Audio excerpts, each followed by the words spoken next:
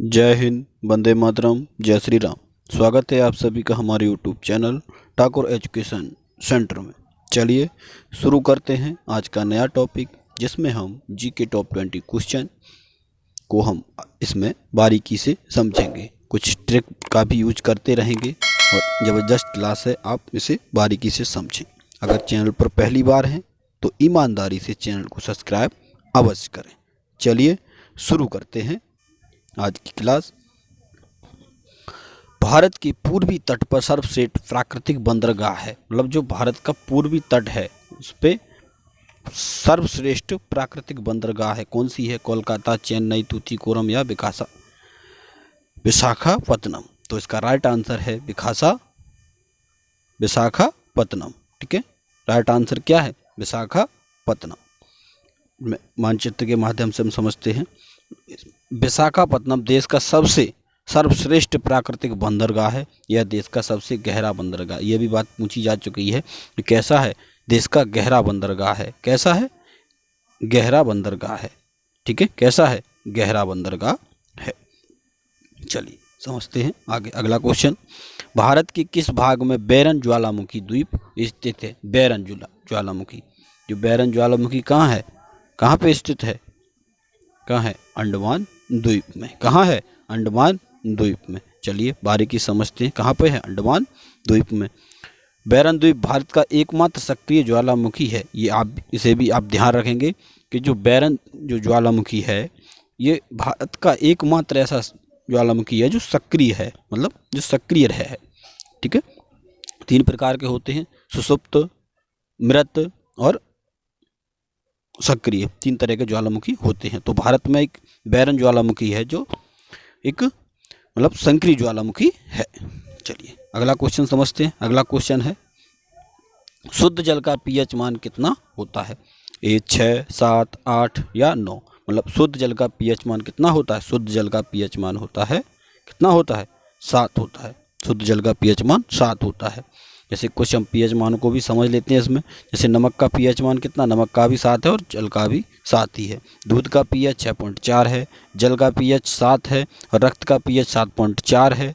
शराब का पीएच 2.8 है, टमाटर का 4.5 और अम्लीय वर्षा का 5 और HCl जो अम्ल होता है उसका 1 होता है। सबसे खट्टा क्या होता है? HCl होता है। चलिए अगला क्वेश्चन देखते हैं। अगला क्वेश्चन है, वह काल्पनिक रेखा जो पृथ्वी को 2 भागों में बांटती है क्या कहलाती है? मतलब जो पृथ्वी को 2 भागों में बांटती है उसे हम क्या कहते हैं? जो रेखा पृथ्वी को 2 भागों में बांटती है उसे क्या कहते हैं? भूमध्य रेखा, कर्क रेखा, मकर रेखा या इनमें से कोई नहीं। तो इसका राइट आंसर है भूमध्य रेखा या 0 डिग्री रेखा। 0 डिग्री भूमध्य रेखा या विषुवत रेखा भी नाम इसे दिया गया है। विषुवत रेखा भी नाम दिया गया। जैसे ये बीच वाली खिंची हुई है, ये क्या है? ये है भूमध्य रेखा और ये है कर्क रेखा और ये नीचे है मकर रेखा। अगर आपसे ये पूछा जाए कि भारत से कौन सी रेखा जाती है, तो भारत से रेखा कौन सी जाती है? कर्क रेखा भारत के बीचों बीच से जाती है। कौन सी जाती है? कर्क रेखा भारत के बीचों बीच से जाती है और पृथ्वी के बीचों बीच से भूमध्य रेखा जाती है। अगला क्वेश्चन, निम्नलिखित में से कौन सा अभ्यारण्य जंगली हाथियों के लिए प्रसिद्ध है? मतलब जंगली हाथियों के लिए मानस, पेरियार, चंद्रप्रभा या बांदीपुर, कौन सा प्रसिद्ध है? तो आपको ये ध्यान रखना है कि जो हाथी हैं वो ज़्यादातर कहाँ हैं? केरल में है। कहाँ है?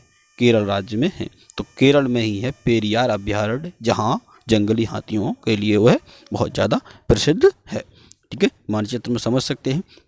ये है केरला, यहाँ पे नीचे की साइड यहीं पे हाथी सबसे ज़्यादा हैं। मानस है असम का है, चंद्रप्रभा कहाँ का है और बांदीपुर कर्नाटका का है। ठीक है, चलिए आगे समझते हैं। निम्नलिखित में से कौन से ग्रह के सर्वाधिक प्राकृतिक उपग्रह अथवा चंद्र है? उपग्रह को ही चंद्र कहा जाता है, ये आप समझ लें सही से। बृहस्पति, मंगल, शनि या शुक्र।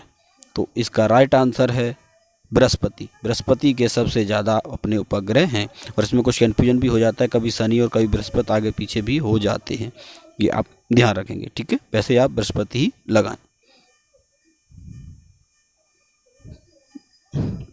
चलिए अगला क्वेश्चन, संविधान के किस संशोधन से शिक्षा एक मौलिक अधिकार बन गई? 25वें, 86वें, 22वें या 52, मतलब जो शिक्षा थी वो मौलिक अधिकार कौन से संशोधन में बनाई गई, तो वो बनाई गई 86वें संविधान संशोधन में शिक्षा को एक मौलिक अधिकार का दर्जा दिया गया था। अगला क्वेश्चन, विश्व का सबसे ऊंचा पठार है, तो विश्व का सबसे ऊंचा पठार कौन सा है? केन्या का पठार, भारत का दक्कन का पठार, या तिब्बत का पठार, या ऑस्ट्रेलिया का पश्चिमी पठार? तो विश्व का सबसे ऊंचा पठार है वो तिब्बत का पठार कहलाता है, जो भारत से ही सीधा ऊपर ही है। जो तिब्बत चीन के कब्जे में चला गया, मतलब चीन ने उसे गुलाम बना लिया है। चलिए अगला क्वेश्चन समझते हैं, कर्क रेखा और मकर रेखा के बीच का क्षेत्र क्या कहलाता है? मतलब कर्क रेखा और मकर रेखा के बीच का क्षेत्र क्या कहलाता है? वो कहलाता है उष्णकटिबंधीय। क्या कहलाता है? मतलब इससे ये बीच का, यहाँ से यहाँ तक, मतलब ये वाला जो है कर्क रेखा मकर रेखा के बीच का जो क्षेत्र है, ये क्या कहलाता है? ये कहलाता है उष्णकटिबंधीय। चलिए आगे समझते हैं, बोमडिला दर्रा किस राज्य में स्थित है? बोमडिला दर्रा किस राज्य में स्थित है? तो बोमडिला दर्रा किस राज्य में है? अरुणाचल प्रदेश में स्थित है। और जो हमारे भारत देश का सबसे पूर्वी राज्य अरुणाचल प्रदेश है, जिसी में सबसे पहले सूर्य का उदय होता है। ठीक है, इसे नेपा नगर के नाम से भी जाना जाता है, नेपा नगर के नाम से भी जाना जाता है। चलिए आगे समझते हैं, भारत का सर्वाधिक जस्ता उत्पादक राज्य कौन सा है? मतलब जो जस्ता में सबसे ज़्यादा उत्पादक है, तो महाराष्ट्र, राजस्थान, झारखंड या उड़ीसा? तो जस्ता में भी सबसे ज़्यादा आगे राजस्थान है, और धातुओं के मामले में राजस्थान अधिकतर ही सबसे ज़्यादा आगे है।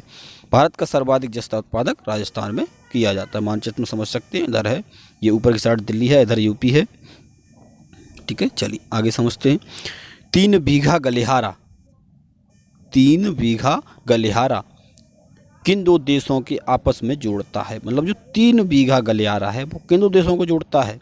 वो भारत और बांग्लादेश को जोड़ता है। किसको जोड़ता है? भारत और बांग्लादेश को जोड़ता है। क्या है? 3 बीघा गलिहारा, मतलब आप ये बीच में देख रहे हैं, इधर भारत है और ये बीचों बीच में जो बीच में जगह पड़ रही है वो क्या है? वो 3 बीघा गलियारा कहलाती है, और वो किसके बीच में? भारत और बांग्लादेश के बीच में है। ठीक है, विश्व की सबसे लंबी पर्वतीय श्रृंखला है, मतलब जो सबसे लंबी पर्वतीय श्रृंखला, हिमालय, रॉकीज, एंडीज या यूराल?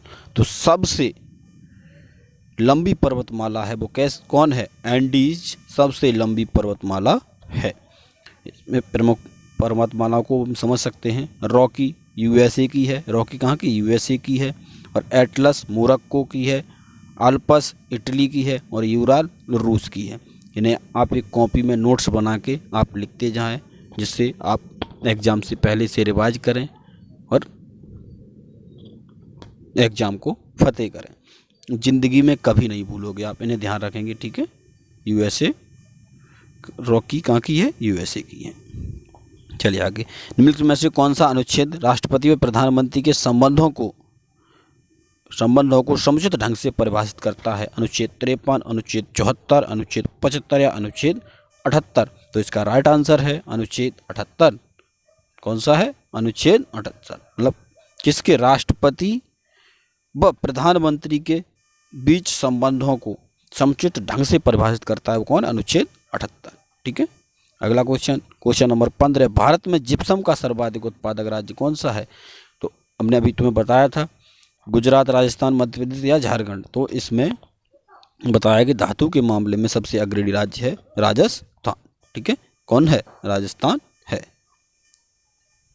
राजस्थान है। चलिए आगे समझते हैं, अगला क्वेश्चन, पीतल एक मिश्र धातु है जिसके अवयव हैं तांबा, जस्ता, जस्ता टिन, तांबा और टिन, और तांबा, टिन और जस्ता? तो कौन सा है इसका राइट आंसर? इसका राइट आंसर है तांबा और जस्ता। ये एग्जाम में पूछा भी गया था। ठीक है, पीतल एक मिश्र धातु जिसके अवयव क्या हैं? तांबा और जस्ता। यश लेपन या अमलगम ये मिश्र धातुओं से मिलकर बनता है, जैसे तांबा पीतल, तांबा जस्ता पीतल बनता है, तांबा टिन कांसा बनता है, और सीसा टिन सोल्डर बनता है। क्या बनता है? सोल्डर बनता है। ठीक है, ध्यान रखेंगे इनको। चलिए आगे समझते हैं, अगला क्वेश्चन, आपातकाल में राज्य विधानसभा की अवधि बढ़ाई जा सकती है। मतलब राज्य विधानसभा की अवधि बढ़ाई किसके द्वारा? भारत के राष्ट्रपति द्वारा, राज्य के राज्यपाल द्वारा, राज्य विधानमंडल द्वारा या संसद द्वारा। तो किसके द्वारा बढ़ाई जा सकती है? तो वो संसद के द्वारा जो विधानसभा की अवधि है वो बढ़ाई जा सकती है। संसद में कौन कौन आते हैं? राज्यसभा, लोकसभा, राज्यसभा, लोकसभा और राष्ट्रपति, ये तीनों मिलकर संसद का निर्माण करते हैं। चलिए अगला क्वेश्चन, क्वेश्चन नंबर 18, वायुमंडल में प्रकाश के विसरण का कारण क्या है?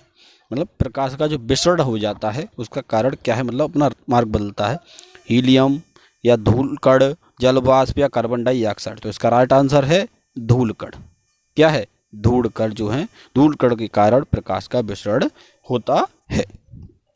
चलिए आगे समझते हैं अगला क्वेश्चन, गुलाबी नगर तथा पूर्व पेरिस किसे कहा जाता है? मतलब गुलाबी नगर के नाम से कौन प्रसिद्ध है? इंडिया में गुलाबी नगर के नाम से कौन प्रसिद्ध है? विजयपुर, बीकानेर, जयपुर या उदयपुर। तो गुलाबी नगर से राजस्थान की राजधानी जयपुर प्रसिद्ध है गुलाबी नगर के नाम से। चलिए ये लास्ट क्वेश्चन है, किस मुस्लिम शासक ने जजिया ब्राह्मणों से भी वसूल किया था? मतलब जो किस मुस्लिम ऐसा शासक था जिसने जजिया कर जो था वो ब्राह्मणों से भी वसूल किया था? वो किसने किया था? फिरोज शाह तुगलक ने जो जजिया कर था वो ब्राह्मणों से भी वसूल किया था। और फिरोज शाह का शासनकाल 1351 से 1388 रहा है। अगर वीडियो अच्छी लगी हो तो ईमानदारी से चैनल को सब्सक्राइब करें, लाइक करें और कमेंट करें। तो मिलते हैं नेक्स्ट वीडियो में, तब तक के लिए जय हिंद, वंदे मातरम, जय श्री राम।